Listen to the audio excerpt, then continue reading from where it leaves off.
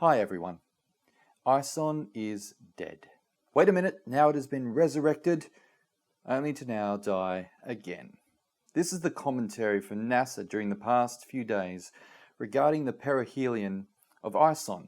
Honestly guys, I don't think anyone knows what's going on with this comment anymore, so expect the unexpected.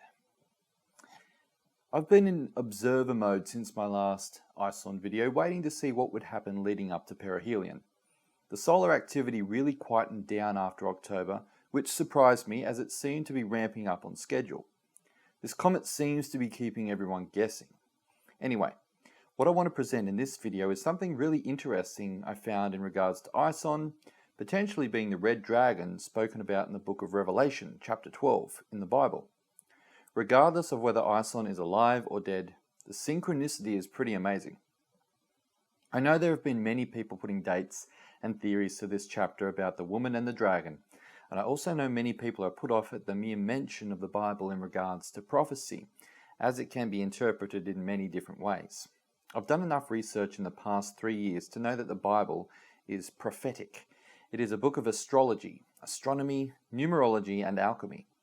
It is a textbook for your soul and speaks about events on a physical and ethereal level. When you know these things, you can read and understand it on a much more profound level than that of your usual once-a-week churchgoer. Right.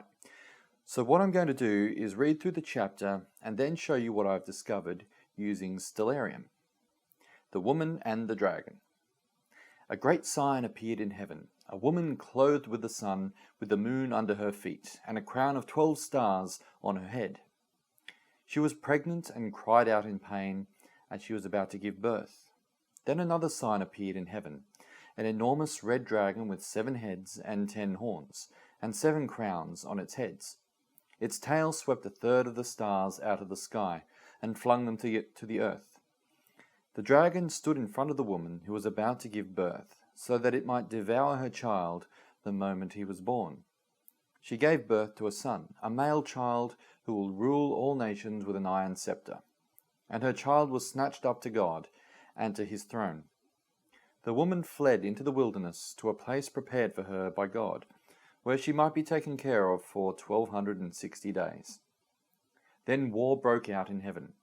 Michael and his angels fought against the dragon, and the dragon and his angels fought back.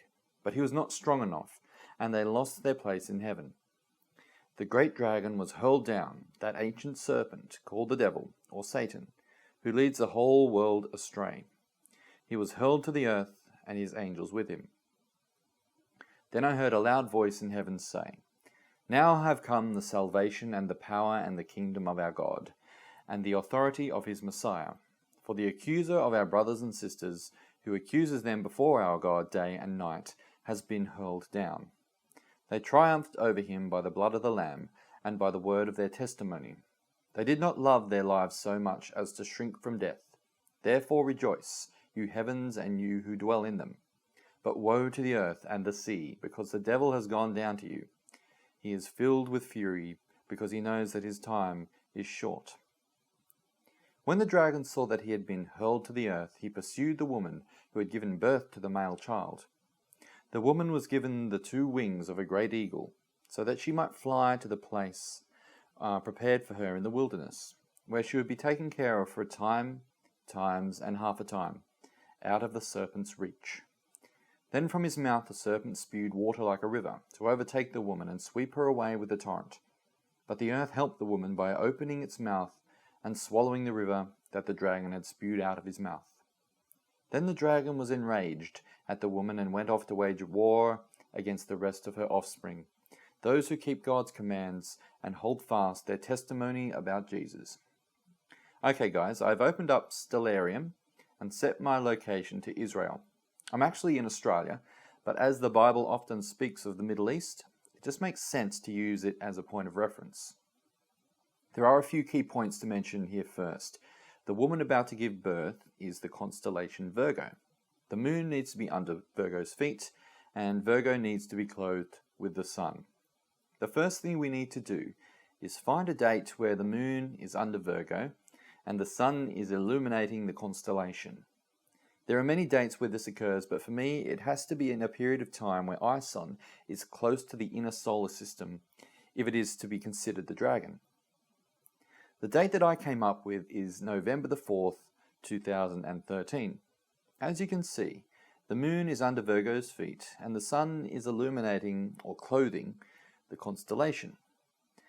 By turning the atmosphere on, you can see this clothing by the sun. Looking above Virgo's head, there is a mass of stars and there does seem to be a pattern which resembles a crown. It's easy to come up with 12 stars to make it fit the description, but I think most agree that Virgo is the woman in question. Okay, so the next thing to enter this picture is the dragon. By moving forward in time, we see ISON starting at Virgo's head and moving down to stand next to her, ready to devour her child. Moving forward in time again, we see that Virgo ascends higher into the heavens, fleeing into the wilderness, and ISON descending towards Mercury and Saturn from this perspective. Could the planets and the sun be Michael and his angels fighting the dragon? ISON then continues its descent toward the eastern horizon as it appears to be hurled to Earth.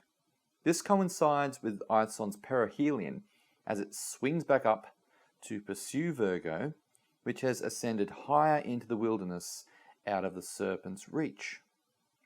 It is very interesting that the dragon is now being called a serpent, because ISON is now, from Earth's perspective, in the constellation of serpents.